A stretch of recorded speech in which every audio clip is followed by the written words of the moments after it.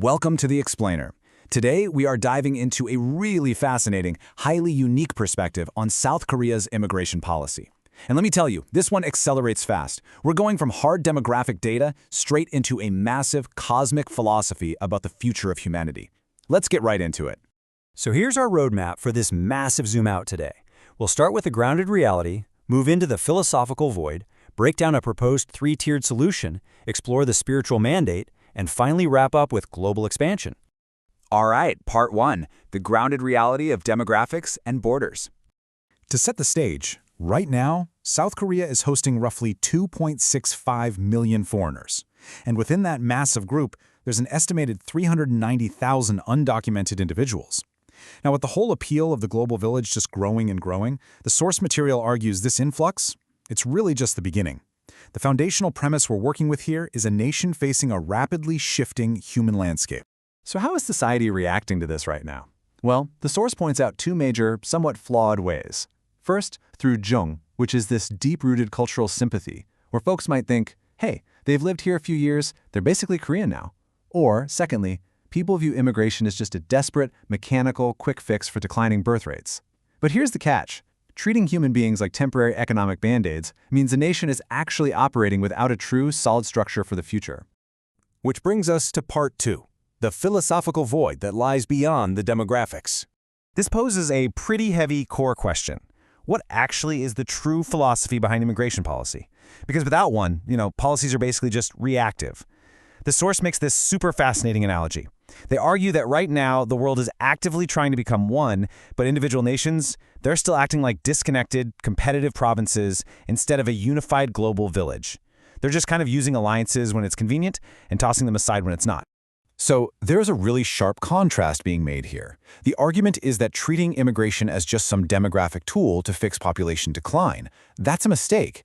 Instead, it has to be embraced as a massive structural shift that fundamentally redefines national identity itself. This perspective insists that South Korea has to establish a definitive standard. We're talking about a core philosophy that isn't just, figuring out how to let people in, but actually creating a blueprint that the rest of the world will eventually want to copy. Moving on to part three, the proposed solution, a three-tiered system. To solve this philosophical void, the lecturer pitches a very strict timeline known as the 3 to 7 law. Basically, under this system, an immigrant puts in 3 years of specific effort to achieve residency, like a green card equivalent. Then, after 7 total years of effort, they can attain citizenship. But then, step 3 introduces something completely novel to the conversation, the ultimate goal of national rights. Now, national rights, or Gukmingwon in Korean, is defined in this material as much more than just getting a legal passport. It's framed as a profound philosophical commitment. The argument made is that right now, people in Korea are basically just residents carrying around ID cards. They haven't actually achieved true national rights. And here's the wild part. To earn this ultimate tier, an immigrant, and yes, even a native-born citizen, has to adopt a very specific philosophical duty to humanity. Okay, part four, the spiritual mandate, true nationals, and the concept of Hongik Ingan. This is where things get spiritual. The framework requires embodying the Hongik Ingan philosophy. If you haven't heard of it, it's an ancient Korean concept that translates roughly to broadly benefiting humanity. So to be recognized as a true national, you have to actively act as a leader and a benefactor for all of mankind. It's a tall order. The philosophy dictates that if you don't carry this mindset, you simply cannot be considered a true citizen, period. Doesn't matter what your official documents say. And this builds to an incredibly esoteric claim. The speaker literally warns that just being born in the country is not enough. The idea is that when you pass away and transition to the heavenly realm, if you haven't lived up to these duties of a true national, well, quote, heaven will not recognize you. And this afterlife judgment, it is incredibly specific.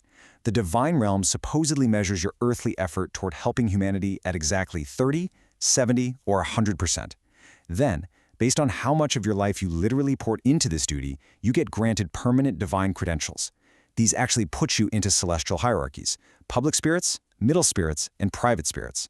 The whole point here is that while earthly ranks, your job title, your wealth, can easily fade away, these celestial ranks are permanent, which makes your earthly effort as a true national absolutely crucial.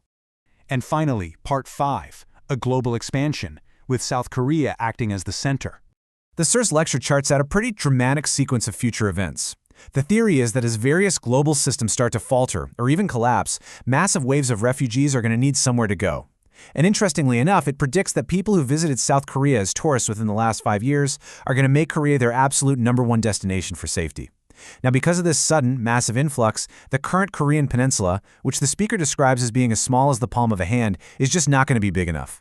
So, to handle this influx, the proposed vision insists that Korea will need to expand its territory to 7 times its current size. No way, right? But how? Well, the idea is to reclaim the historical borders of the ancient kingdom of Gojoseon. This massive expansion is presented as a necessity, not just for physical breathing room, but to absorb the Koryo-in diaspora, which are ethnic Koreans living in post-Soviet states, and bring them all under this brand new, spiritually aligned immigration system. Ultimately, the source concludes that by perfecting this spiritually infused 3-tiered framework, South Korea is essentially going to serve as the definitive standard and effectively become the headquarters for the entire global village. The thought is that once this perfect standard is finally set in stone, the international community will see it and completely overhaul their own policies to copy it. It's a huge, highly debated, and profoundly unique vision of the future, isn't it?